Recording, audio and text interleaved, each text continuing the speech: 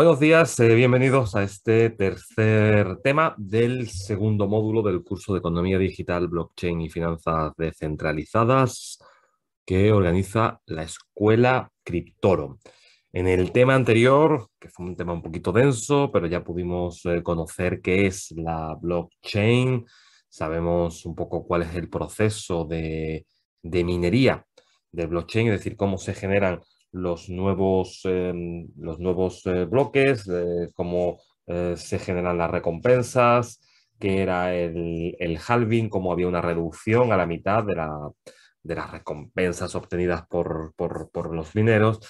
Y de esta forma tenemos ahora ya una visión un poquito más en profundidad de por qué Bitcoin es un activo valioso y por qué Bitcoin bueno, representa un, una clase de activo muy revalorizable a lo largo del tiempo, aunque en el próximo tema en este todavía no, veremos un poco los aspectos económicos de Bitcoin y ahí ya podremos terminar de cerrar el círculo para entender el potencial de valor que tiene Bitcoin.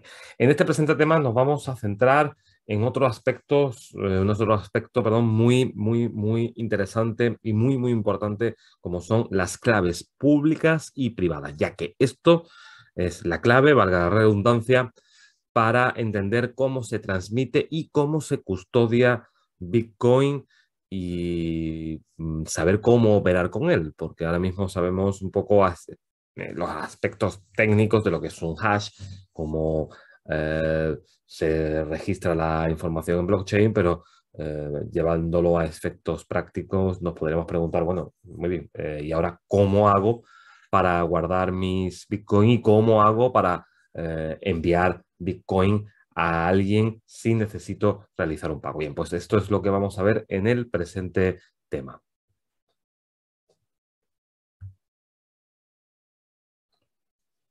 La pregunta, por tanto, podría ser cómo un activo que es tan deseado y deseable podemos enviarlo o custodiarlo sin necesidad con ausencia de un intermediario o un organismo centralizado verificador. eh, Podríamos pensar que esto haría el Bitcoin vulnerable a robos y fraudes, y sin embargo es todo lo contrario. El secreto vuelve a estar en el propio protocolo Bitcoin. Ahora lo podemos entender ya que hemos adquirido ciertas nociones de encriptación. El secreto de la seguridad de Bitcoin se basa en la encriptación asimétrica, que como decimos hace al Bitcoin un activo resistente al robo y al fraude del doble gasto. Es decir, evita que un activo que es puramente digital yo sea capaz de enviárselo a dos personas al mismo tiempo. O sea, que sea capaz de copiar ese activo y enviarlo a dos personas al mismo tiempo. Bien, cuando la encriptación es simétrica, como vemos en el caso de aquí arriba, cifrado simétrico, una persona envía un mensaje, pongamos que no es dinero, pongamos que es un mensaje. Bien, Blanca le envía un mensaje a Carlos mediante una encriptación simétrica, y ambas deben de tener la clave que desencripta el mensaje original. De esta manera, si alguien interceptara el mensaje y no posee la clave, pues no podrá leerlo. El problema es que esto requiere dos canales, uno para enviar el mensaje y otro para enviar la clave que lo desencripta. Aquí, como vemos, Blanca, que es la emisora, envía un mensaje cifrado con esta clave, se envía el mensaje y también se ha de enviar la clave. La clave realmente la enviamos por otro canal. ¿Mm? Pero Carlos solamente podrá descifrar el mensaje si posee la clave que le envió Blanca por otro medio. Con la encriptación asimétrica se consigue que el remitente del mensaje lo encripte con una clave que solo posee el destinatario. Ni tan siquiera el remitente conoce la clave con la que se está encriptando el mensaje. En este momento, Blanca envía un mensaje a Carlos, lo encripta con una clave que ella desconoce la clave con la que está encriptando el mensaje ya que esa clave solamente la posee Carlos. Por lo tanto, solo Carlos puede desencriptar este mensaje. Para almacenar y proteger nuestro Bitcoin necesitamos una cartera digital, lo que conocemos como una wallet. Al momento de obtener una wallet, el protocolo Bitcoin nos proporcionará una semilla que va a generar una clave privada.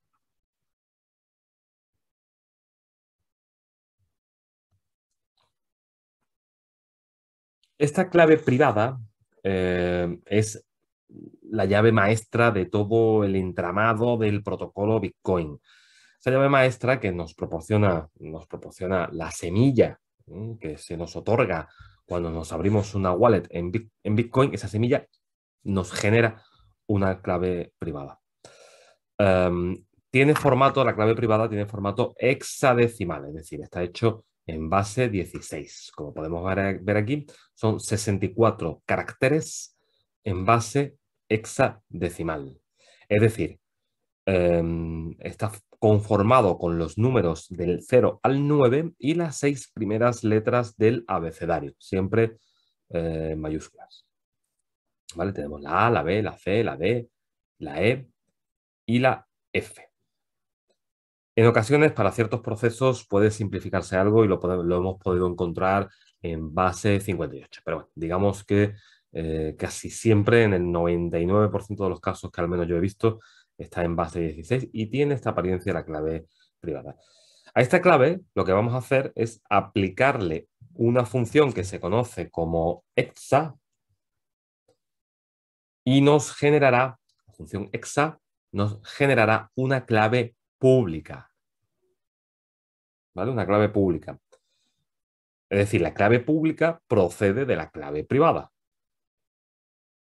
Esta clave pública la pasamos por el codificador SHA-256 que ya conocemos, más la función RIPMD160 y esto nos genera un hash de 34 caracteres alfanuméricos, algo más simple, simplemente porque son 34 caracteres alfanuméricos como esto que vemos aquí.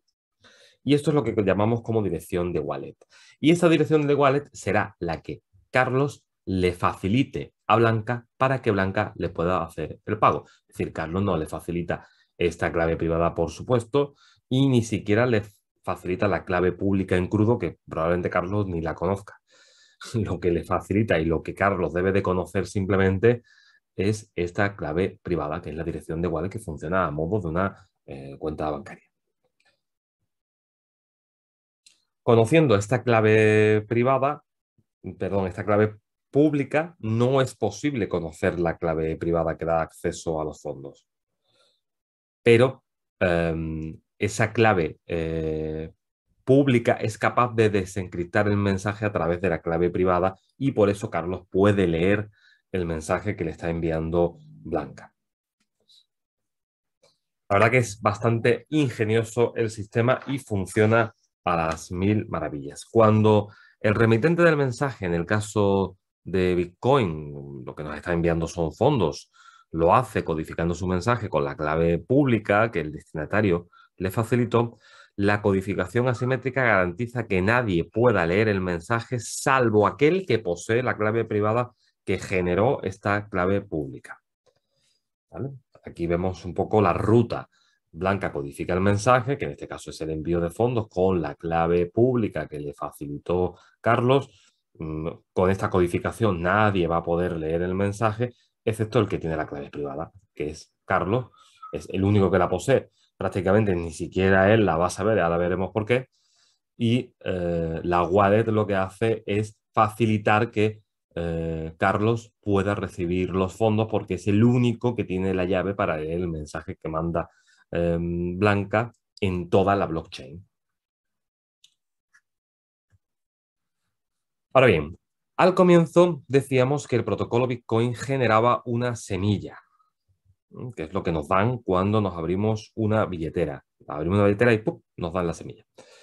En concreto, de 132 bits. Ese es el peso que tiene la semilla. A esta semilla si le aplicamos el protocolo BIP32, se generan una cantidad casi infinita de claves privadas, que a su vez generan sus correspondientes claves públicas, como ya hemos visto.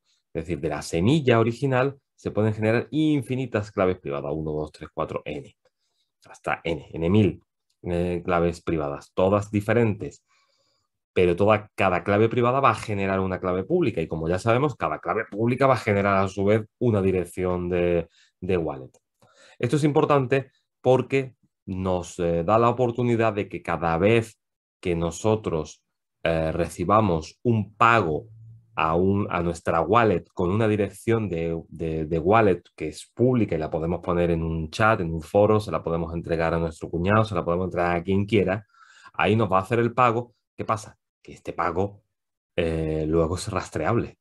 Nosotros podemos ver qué dinero hay en esta dirección de wallet. Y entonces, pues ya entramos en el conflicto de decir, bueno, vale, yo te estoy diciendo a ti que no tengo ninguna confianza contigo, pero te doy mi dirección de wallet para que me hagas un pago y yo ya sé que tú vas a poder fiscalizar mi cuenta. Esto a mí no me interesa. Por eso es muy interesante que cada vez que se realiza un pago, que una dirección de wallet, una dirección, una clave pública que ha generado una dirección de wallet, una cuenta bancaria, ¿vale? Recibe un pago, esta automáticamente cambia y el siguiente pago, para el siguiente pago daremos la dirección de wallet 2. Aunque todo quedará registrado en la misma wallet. O sea, nosotros veremos que el saldo va aumentando a medida que nos van haciendo transferencias. Lo único es que no le estamos dando la información a aquel que nos paga de una dirección wallet en la que haya pagos de otras personas. ¿Vale? Esa es la única diferencia. De forma que si tú a mí me das una dirección de tu wallet para que yo te haga un pago y te mando un Bitcoin, dentro de un mes yo voy a decir, ay, voy a curiosear a ver cuánto tienen en la billetera esta persona. Y cuando llegue, probablemente, si no te lo has gastado, siga viendo que tienes el Bitcoin que yo te pagué. ¿Por qué? Porque al siguiente que te quiso hacer un pago le dice la dirección de wallet 2 y al siguiente le diste la dirección de wallet 3, aunque todo se va a sumar en un saldo consolidado de tu wallet de Bitcoin. Por tanto, guardar esta semilla es fundamental, ¿vale? Ya que en caso de pérdida no se puede recurrir a nadie para que te ayude. Recordemos que Bitcoin es descentralizado, no hay un número de teléfono Bitcoin para decir, oiga, tengo un problema con mi wallet de Bitcoin. Eso no te va a pasar. Solamente puedes tener ese tipo de soluciones en aquellas wallets bueno, son centralizadas. Estamos hablando ya de exchange que tienen el dinero, digamos, en unas cuentas conjuntas y tú lo que ves es un apunte contable. Eso lo vamos a ver en la parte de ciberseguridad un poquito más en profundidad. Pero bueno, si tienes una billetera descentralizada de Bitcoin, no vas a poder llamar a nadie para que te resuelva cualquier problema si has perdido tu semilla. Tú eres el responsable de tu dinero y tú eres el responsable de custodiar debidamente tu dinero y de no ir con eh, la dirección, la clave privada por la calle ni con tu semilla por la calle con el riesgo de perderla, porque eres el último y único responsable de tu dinero. Por lo tanto, si nos piden, necesitas guardar una clave privada o la semilla, pues es bastante complicado. Recordemos la clase de apariencia que tiene una clave privada. Es tremendo. Esto me parece que es imposible de recordar. ¿Qué es lo que hacemos? Vale, si a la semilla que generan las claves privadas, le aplicamos el protocolo BIP39, esto nos transforma el código de la semilla en una combinación de 12 palabras que puede ser algo tal que así, como veis aquí. Which, collapse, practice, fit, shame, open, despair, quick, road, again, ice, list. ¿Vale?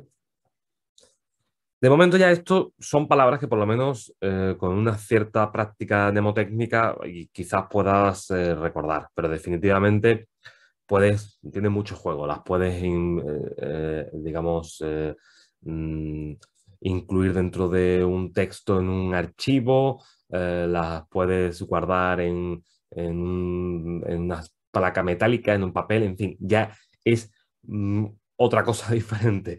Es algo que podemos desde guardar en la memoria como guardar en algún tipo de soporte. Esta semilla o seed es una combinación de 12 palabras elegidas al azar de un total, hay como un acervo de 2048, seleccionadas en un determinado idioma, normalmente en inglés.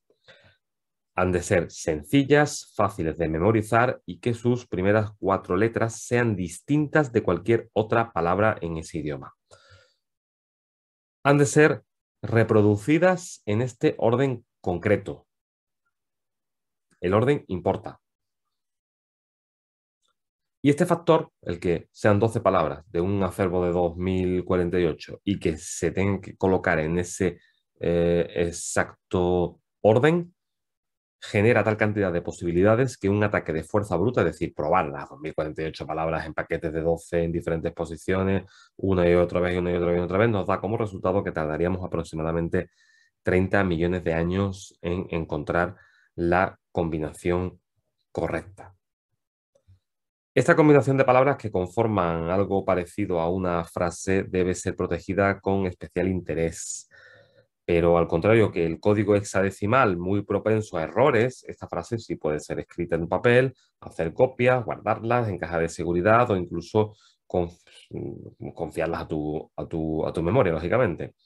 Esto significa que con tus 12 palabras memorizadas o apuntadas en un papel, desde cualquier lugar del mundo puedes acceder a tu dinero. No hay fronteras, no hay autoridad central que te impida disfrutar de tus ahorros donde quiera que estés. O sea, no es poca cosa.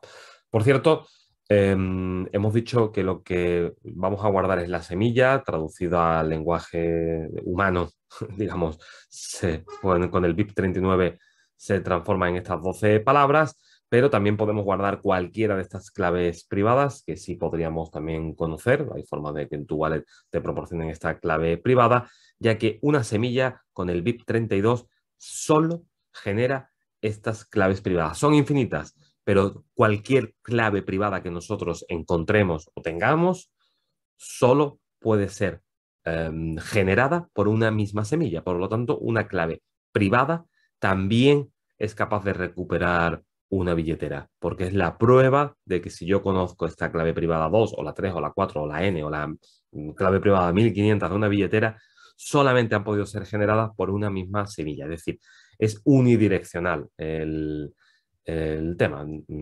Es decir, una semilla no puede generar eh, claves privadas diferentes con el BIP 32. Solamente puede generar las mismas N claves privadas las veces que le apliques el protocolo.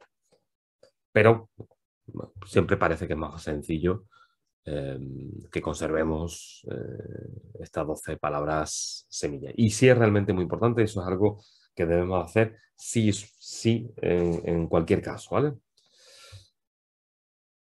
Bien, cuando hacemos una transferencia en Bitcoin, pasan varias cosas, además de enviarse las unidades de Bitcoin marcadas en la orden de transferencia. Nuestro saldo en Bitcoin queda registrado mediante una o varias UTSO. UTSO, esta palabreja que vemos aquí. UTSO. Es decir, una Unspent Transaction Output o orden no gastada, mediante la cual el protocolo Bitcoin reconoce que esa billetera posee esos fondos determinados y consigue resolver el problema del doble gasto. Es decir, cuando recibimos una transferencia o cuando hacemos una transferencia, esa transferencia viene, entre los datos que contiene un script que está diciendo que esa unidad monetaria, ya sea un Bitcoin, medio Bitcoin, bueno, la unidad monetaria que sea, no está gastada. Y esto es lo que determina el uso. Este saldo lo posee Blanca, por ejemplo, en el ejemplo que dábamos al principio. Este saldo es de Blanca y este saldo es uso, es decir, no está gastado. Por lo tanto, Blanca se lo puede gastar. en lo que desee Blanca.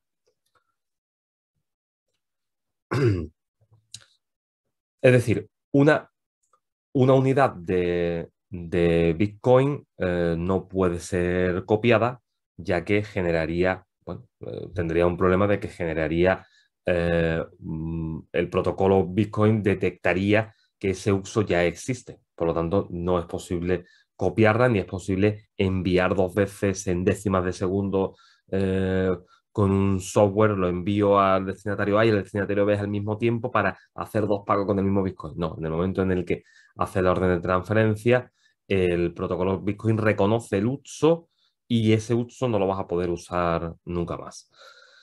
Para verlo en ejemplo un poquito más práctico y que podamos entenderlo, supongamos que en una billetera tenemos un Bitcoin y su dueño desea enviar a otra billetera 0,20. ¿Vale? Esta wallet tiene este Bitcoin y a esta dirección quiere hacer un pago de 0,20. Tiene uno y quiere hacer 0,20. Por lo tanto, aquí vamos a generar dos transferencias, ¿vale? Dos transferencias diferentes.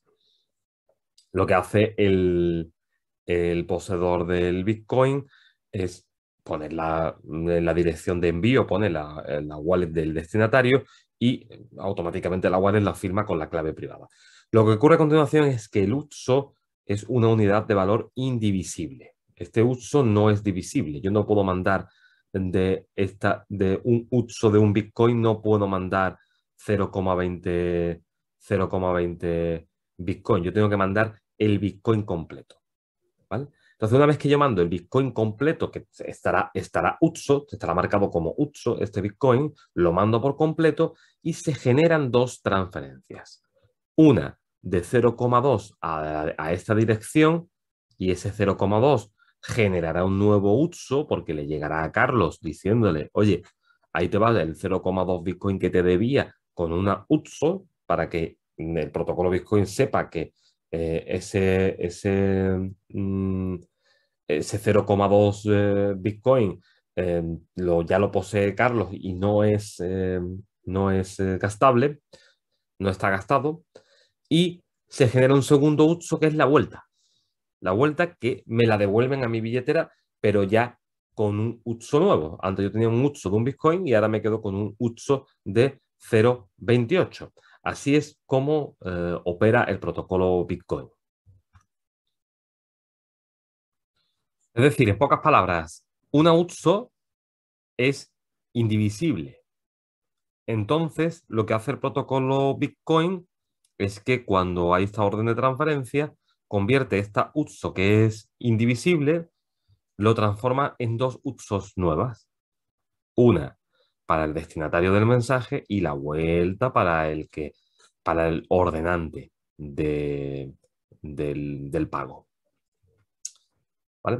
O sea, es exactamente igual que un billete. Tú pagas 2 euros con un billete de 10 y aquel que recibe se queda con el billete y te devuelve 8 euros de la forma que estime oportuno, pero ya es en otra unidad, o sea, en otra unidad monetaria, no, en otra fórmula, en otra denominación, digamos. Te puede dar 8 billetes de 1 euro, te puede dar un billete de 5 y 3 monedas, en fin, todas las combinaciones que ya sabemos que, que son posibles. Por lo tanto, las UTSOs lo que hacen es consolidar la suma de todas las UTSOs que están en una billetera, consolidan el saldo, pero en una billetera efectivamente puede haber, se puede contener de muchas UTSOs diferentes y el usuario lo que ve en la billetera es el saldo consolidado, es decir, la suma de todas esas UTSOs que están disponibles para gastar. Bien, por lo tanto, ahora el destinatario de estos fondos tiene un uso de 0,2 y el remitente de los fondos ha convertido su Bitcoin ha pasado de UTSO a TXO, es decir, ya no es unspent, ya es spent, entonces ya esta UTSO se convierte en TXO, se ha convertido en TXO, aquí lo tenemos, que es saldo gastado. Esto implica que la blockchain efectivamente lo que hace es guardar un registro de todas las transacciones, ¿vale? Y finalmente tú lo que ves es eso, es un saldo consolidado. La diferencia en el protocolo Bitcoin es que este genera un nuevo uso o un nuevo billete, podemos decirlo, con el importe exacto del pago realizado. Esta es la diferencia con respecto a los pagos con monedas y billetes. De esta manera, si yo tengo, por ejemplo, 10 UTSO de 0,15 Bitcoin que suman un Bitcoin y medio, 10 UTSO de 0,15 suman un Bitcoin y medio y deseo pagar 1,45, se enviarán las 10 UTSO de 0,15 y se recibirá a cambio algo menos de 0,05 Bitcoin, ya que habría que descontar las fees de los mineros. Sin embargo, el receptor de los fondos va a recibir una nueva única UTSO por valor de 1,45. Las 10 UTSOs originales se habrán convertido todas en TXO que no se pueden volver a usar. Y de esta forma, el protocolo Bitcoin resuelve aquello que vimos en el capítulo primero de este módulo, todos los intentos anteriores de crear monedas digitales y que evidentemente habían sido capaces de crearla, pero quizás no tenían el grado de descentralización que tiene Bitcoin, que es capaz mediante un protocolo hacer que no se generen problemas como el del doble gasto que estamos viendo y que era el caballo de batalla de todos estos proyectos anteriores. ¿Por qué? Porque con este script que se le introduce al protocolo, resolvemos definitivamente el problema. Bien, pues este es el final de este módulo. Espero que haya sido de vuestro interés, que ya hayáis podido conocer a fondo cómo funciona Bitcoin, cómo se generan, cómo se resuelven los problemas que otros no pudieron resolver.